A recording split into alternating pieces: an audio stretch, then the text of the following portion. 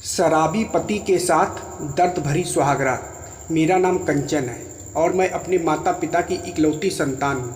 इसलिए मेरे माता पिता ने मुझे कभी किसी चीज़ की कोई कमी नहीं होने दी। मेरे मांगने से पहले ही वो चीज़ हाजिर हो जाती थी। कुल मिलाकर मैं आप लोगों को यह बताना चाहती हूँ कि मुझे मेरे माता पिता ने बड़े ही लाड़ प्यार से पाला था। चूँकि अब मैं शादी के लायक हो गई थी, इसलिए मेरे माता पिता जल्दी से जल्दी मेरी शादी करके अपनी जिम्मेदारियों से मुक्त होना चाहते थे। इसलिए उन्होंने मेरे लिए लड़का ढूंढना शुरू कर दिया। लड़के को ढूंढने से पहले उन्होंने मुझसे भी कई बार पूछा, अगर तुझे कोई लड़का पसंद है तो बता, लेकिन मैंने मना कर दिया क्योंकि मैं और लड़कियों की तरह नहीं थी। मैंने कहा, मुझे आप लोगों पर पूरा भरोसा है।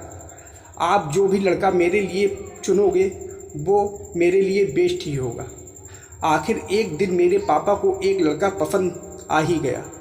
वो भी अपने माता पिता का इकलौता लड़का था और नागपुर का रहने वाला था। मेरे पिताजी ने मुझे पहले ही बता रखा था कि लड़का बहुत अमीर ख़ानदान से है। मेरी तो उनके सामने कोई औकात नहीं है। अगर लड़के को तुम पसंद आ गई तो वो शादी करेंगे, वरना नहीं।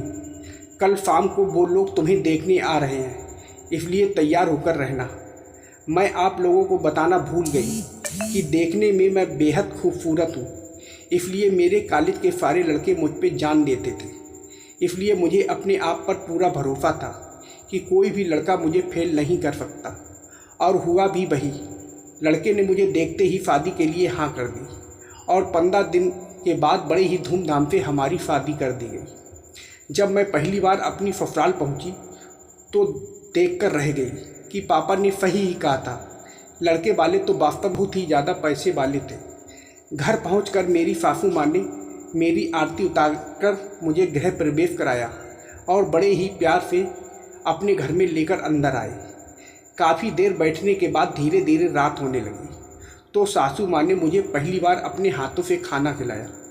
मैं मन में सोच रही थी कि मेरी सासू माँ कितनी अच्छी है।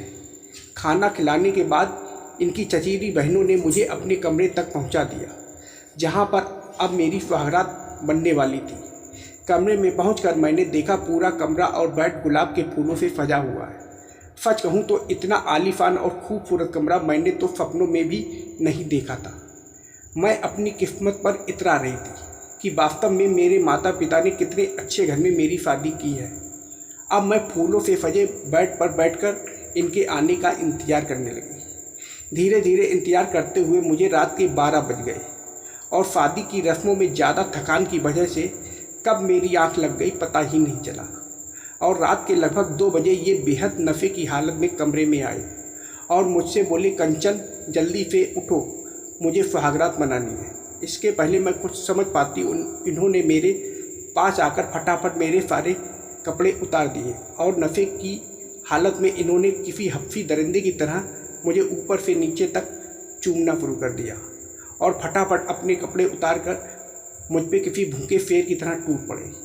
मैं दर्द से तड़पती रही और ये लगातार अपना काम करते रहे। लगभग 20 मिनट तक ये ऐसे ही शरीर से खेलते रहे और मैं दर्द से तड़पड़ाती रही। सच बताऊं दोस्तों, ऐसा इन्होंने रात में 3 बार तक किया। जब ये पूरी तरह से थक गए और कुछ कहने की हिम्मत ना रही, तब तक मैं इनके द्वारा लिए गए दर्द से तड़पती रही। ऐसी दर्द भरी सुहागरात की तो मैंने कभी कल्पना भी नहीं की थी। सच बताऊं दोस्तों, सुबह उठकर मुझे चलने में भी शर्म आ रही थी क्योंकि मुझसे तो दर्द के मारे ठीक से चला भी नहीं जा रहा था।